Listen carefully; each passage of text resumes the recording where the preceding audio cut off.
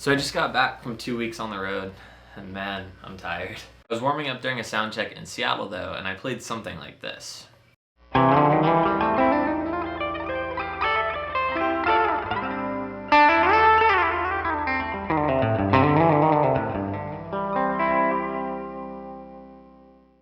as soon as I played that, the guitarist in the other band came up to me and was like, dude, what was that?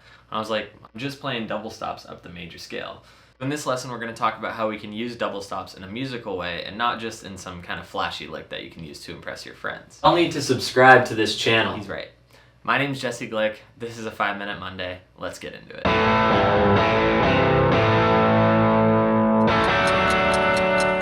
Alright, so as always, we're not going to get too theoretical with this lesson, but I do want to define what I mean when I say double stops. Essentially, I just mean playing two notes at the same time. So this could be a double stop. This could be a double stop. This could be a double stop.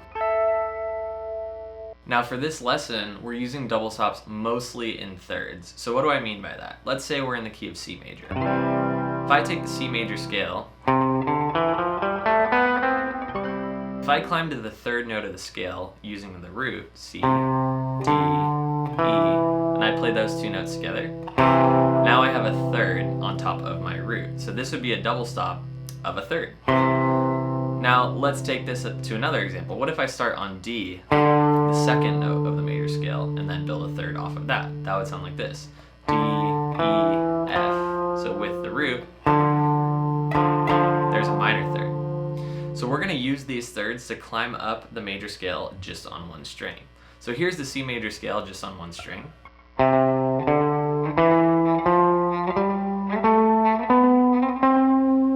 This time we're going to take the same scale, but build a third off of each of the notes. So that would sound like this.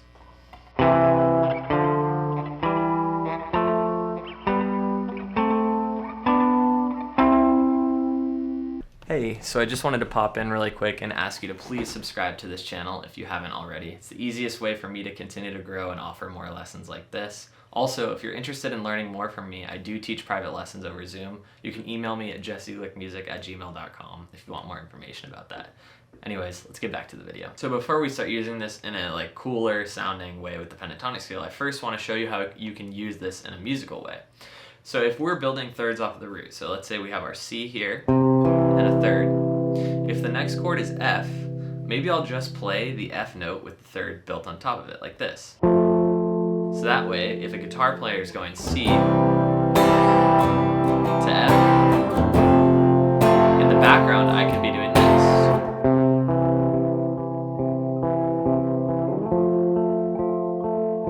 And then if they go to a D minor, I'll find my D note and build that minor third off of it. And then maybe to a G note with a third. So we can use this to build melodic lines as a lead guitarist in a band, but we can also use thirds in a different way. We can use them to climb up the pentatonic scale, which is what I did in the intro of the lesson, and it sounds really, really cool. It's actually a technique that I grabbed from one of my favorite guitar players, Mateus Asado. It's actually not very accurate, but like...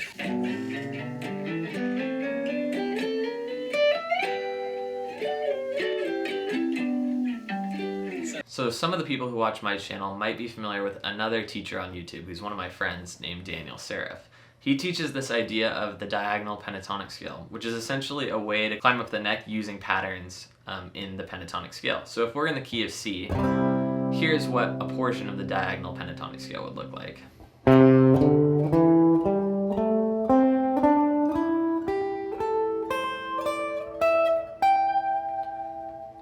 Now that sounds really cool on its own, and you can, solo all day, all night using that pattern.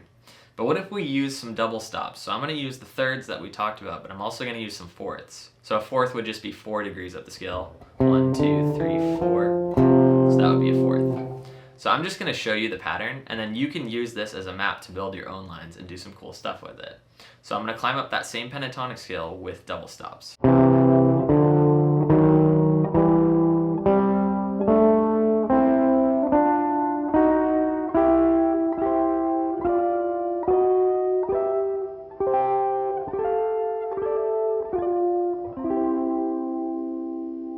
So So there's a lot of information right there, and I don't expect you to play through the whole thing like that every single time, but there's information there that you can use in your playing in different songs or over different solos. For example, if a song goes C, D, E, I can just use the beginning of that road map. I'm just going C, D, E, but with thirds.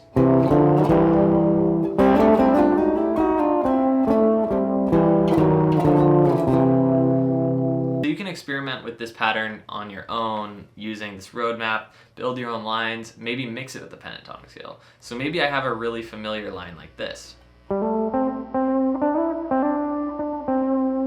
next time I'll play that line and then add some double stops to it. So I'm just adding some extra notes to the scale, add some harmony, add some width to what you're playing, and you sound a little bit more intelligent and advanced at what you're doing on the guitar. So once you get this down, try transposing it to different keys because the patterns will still stay the same. For example, if I'm on C and I want to do this in E, I'm going to build the same pattern as I go up the neck.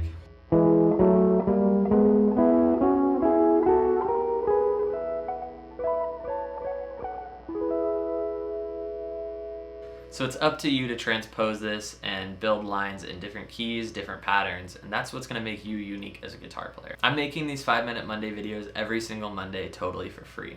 So if you want to see more content like this, hit the subscribe button and leave a comment if there's something that you want to hear next. Also, I do teach private lessons over Zoom, so if you're interested in that, shoot me an email at jesseglickmusic@gmail.com. I'd love to work with you. But for now, my name's Jesse Glick. That was a 5-minute Monday. I'll see you in the next one.